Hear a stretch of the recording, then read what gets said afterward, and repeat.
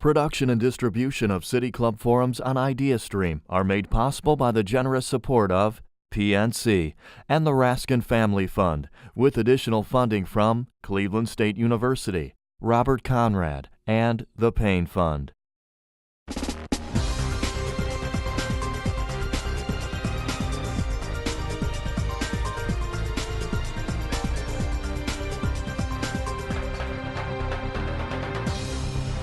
From the east side and the 14th Congressional District, we go to the west side, by which I mean the far west side, by which I mean Toledo.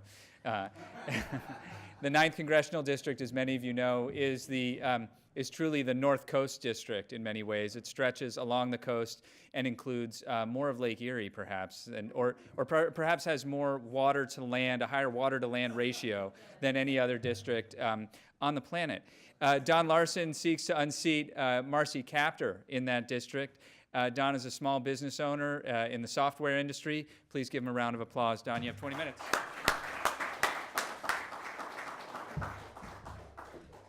Thank you, Dan. And yes, I will confirm for the record that the water to land ratio is so lopsided, it's almost not worth mentioning the land mass compared to how much of Lake Erie we've got. However, it does mean I've got Put-in-Bay.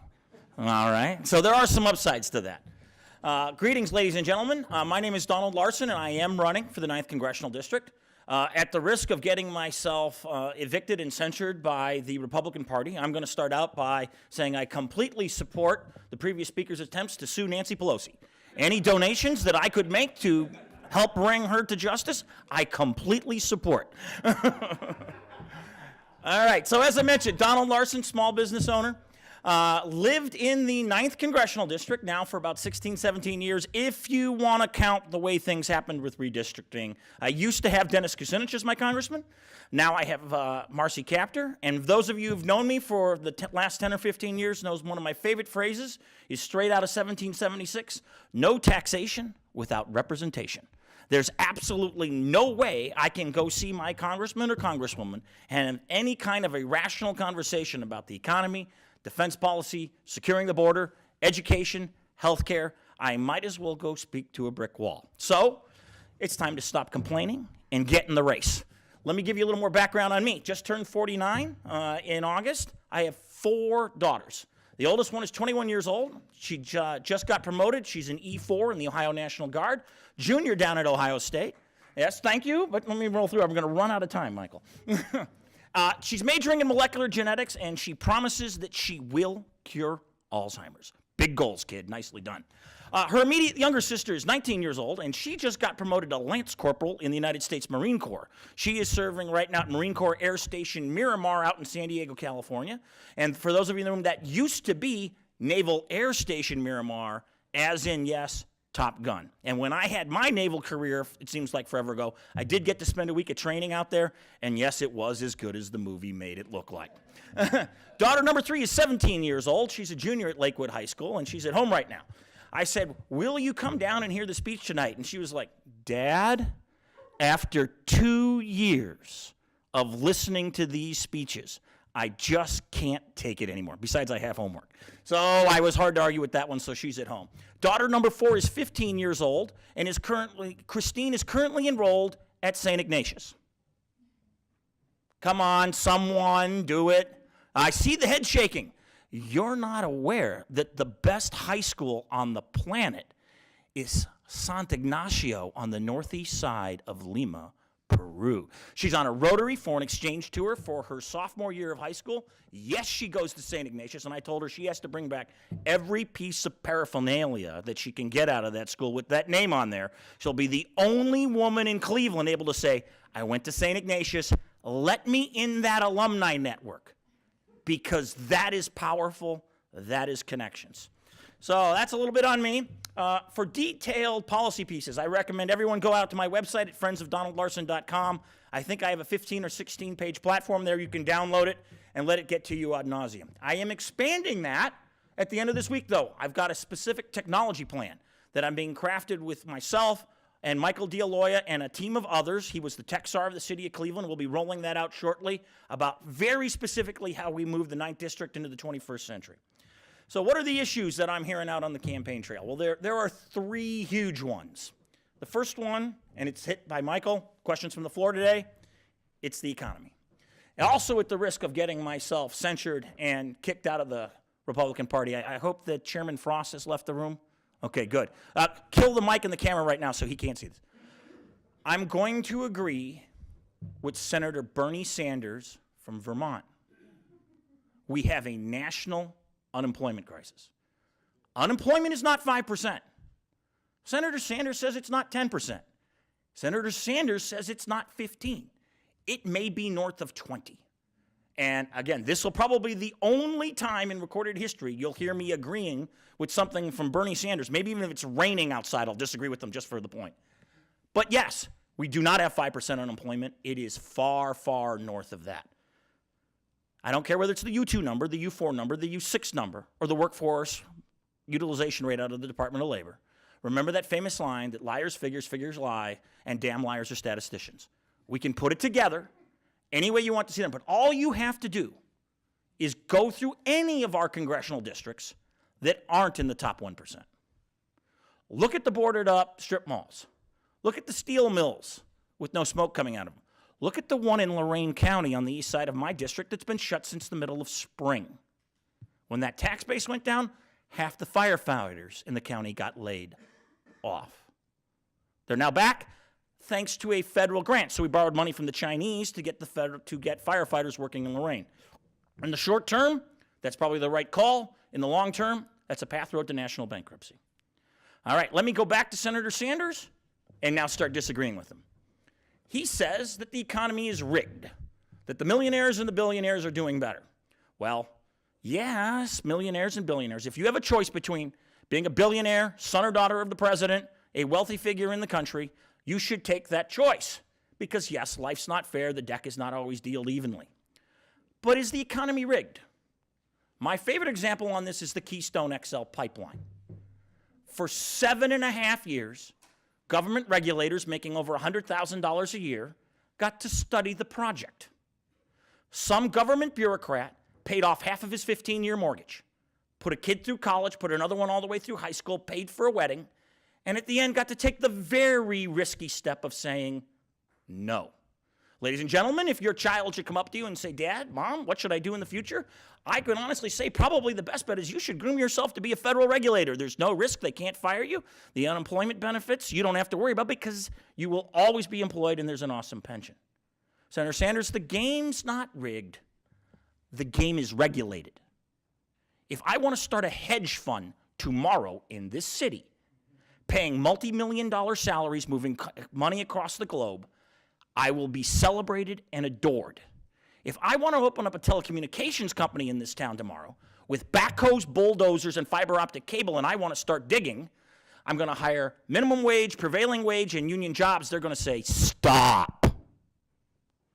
There are years worth of paperwork that have to go through countless agencies before those jobs can be created. And yes, that's a more aggressive employment, and yes, there will be things to look at. But if the only people who are allowed to work are the wealthy, the only people who will have money are the wealthy. For the Keystone XL, not one Teamster's truck rolled with any pipe from a steel mill. No masons poured concrete, no electricians pulled wire. Nothing of value was created after 7.5 years of regulatory oversight. Ladies and gentlemen, the economy is not rigged. It's been regulated to death. Issue number 2 that I get repeatedly when I'm out on the trail is national defense. I remember 1992, the ushering in of the Clinton administration, and that ridiculous line we heard about the end of history. The Soviet Union is gone. It will be permanent peace in our time, and there will be nothing significant for the historians to write again.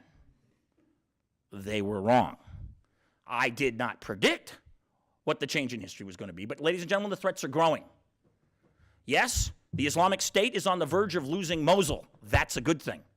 They're embedded in 15, 16, 17, 18 countries across the globe, and they have a vision of history that goes back hundreds of years.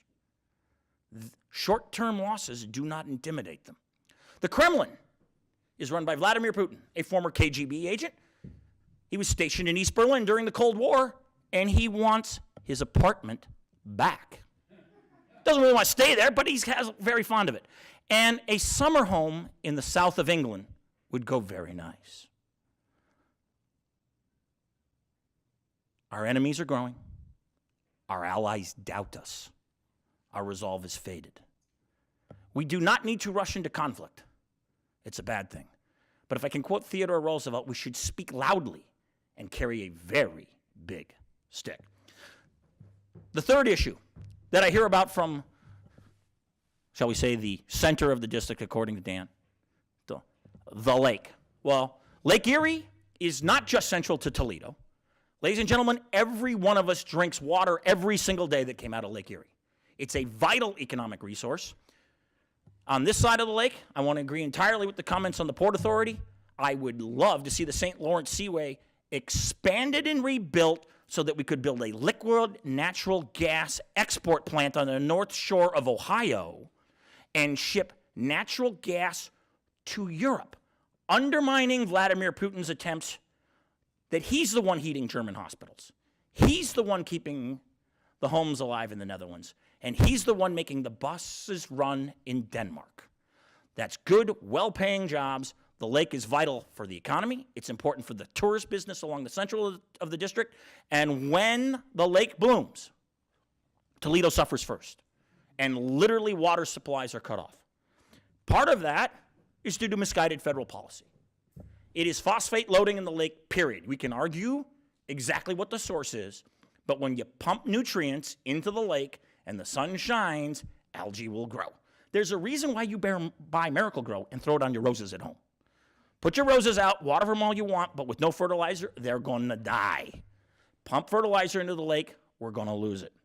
We need to reform federal energy policy for wasted programs where we grow fuel instead of food, where we raise the price of gasoline by putting ethanol into our tanks, eating the seals, eating the valves, destroying pipelines, raising costs.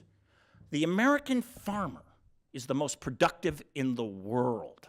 Let's rotate crops. Let's go corn, wheat, soybeans, and let's reform these trade agreements so that we can actually ship those crops all across the world. And then the Ohio driller, pulling oil and natural gas out of the ground, can continue to scare the Saudis. And we lower the price of gasoline here. So, ladies and gentlemen, I've just been told I have 10 minutes left. So, in the interest of hearing your voices instead of mine, I will defer the rest of my time to the room with one last statement. Let me close with, I'm asking for your vote, early if you're so inclined, but I'm here to dissuade the rumors that you're hearing in the Plain Dealer that Republicans are voting on the 10th of November. It's not true. Vote on the 8th or earlier. And by the way, if you grew up in Chicago, you can vote for me twice. Thank you very much. Questions from the room?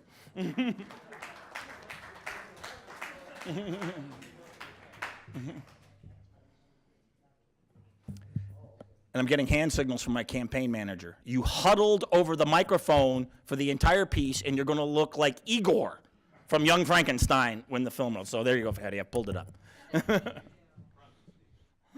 Yeah, yes, Frankenstein. I am David Kajanori, and I have a question from you. If you get in Congress, will you appeal all things the liberals did, high taxes, more regulations to enslave the American people by taking our guns, raising our taxes, and by helping our enemies like Iran?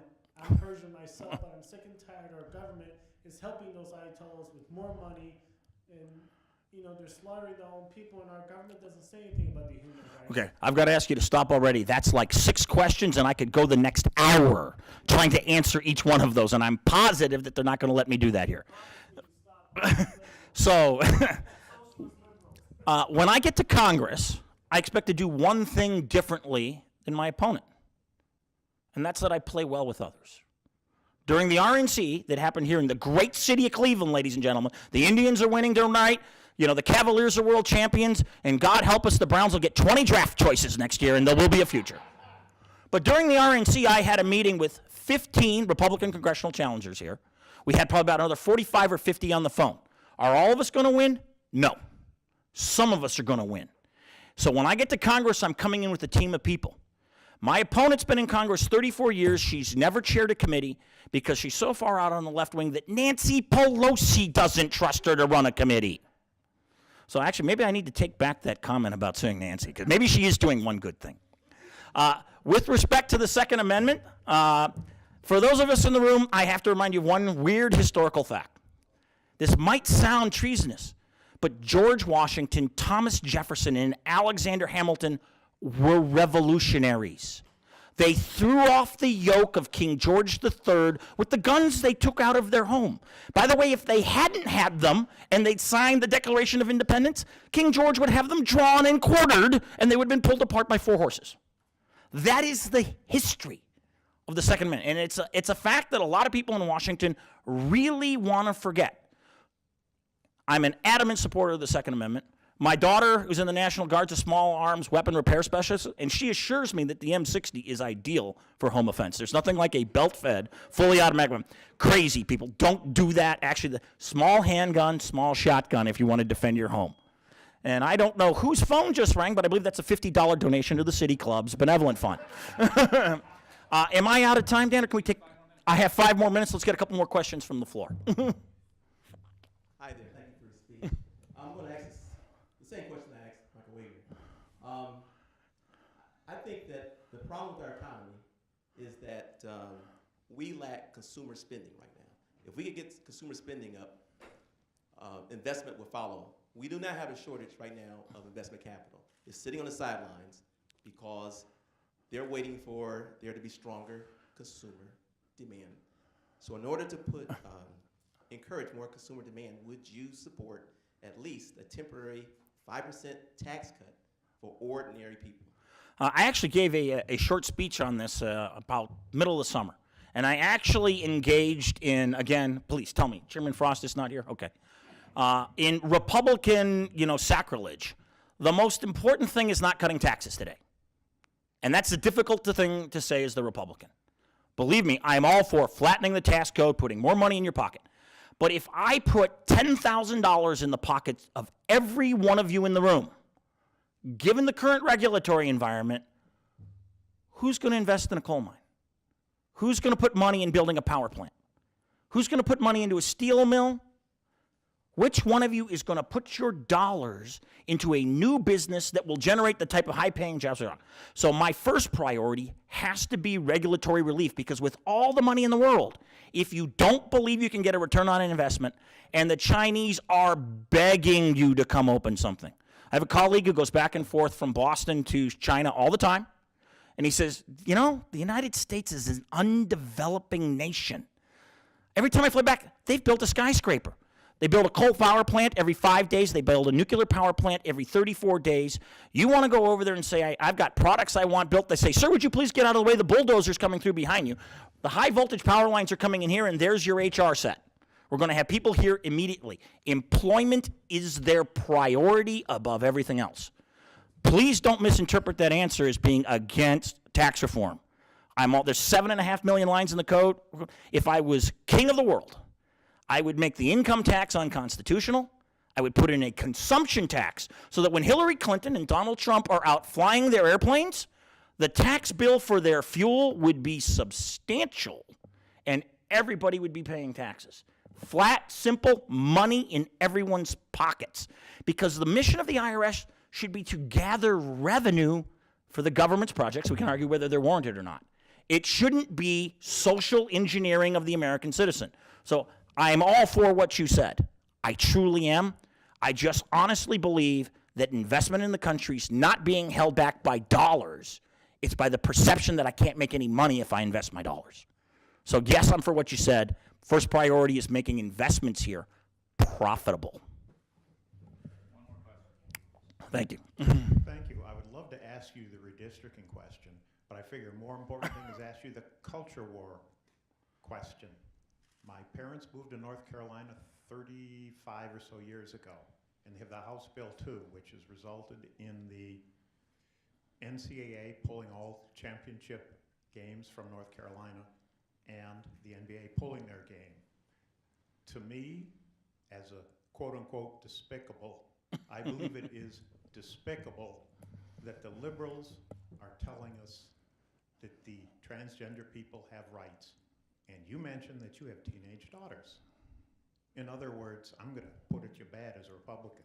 Would you rather have transgender rights, or would you rather have your daughters not have to shower with someone who believes they're a male? That's a very loaded question. Remember, the federal government was created by the states. So I know where this issue's coming from. I'm going to dodge it for the first 10 seconds, which is that the federal government has no business creating and imposing on the states these kinds of requirements. The Department of Justice and the Department of Education got together and did an exceptional document to say we are going to absolutely kill every educational institution in your state if you don't do as we told you. And that, first and foremost, is wrong. However, we're a free market economy. And if North Carolina wants to put in place regulations that the NCAA doesn't like, they're allowed to. I'm sorry. Sorry, yes. The National Collegiate Athletic Association is free to pool their events and put them anywhere where they want. We also can't require them to do business there. The states are the laboratory of democracy. Change happens when they make change, and it'll percolate through. This is a question for the State House in Columbus. Should not be for the Congress of the United States. The hook is coming over here on the stage. I can feel it. I can feel it. I'm gone. Thank you.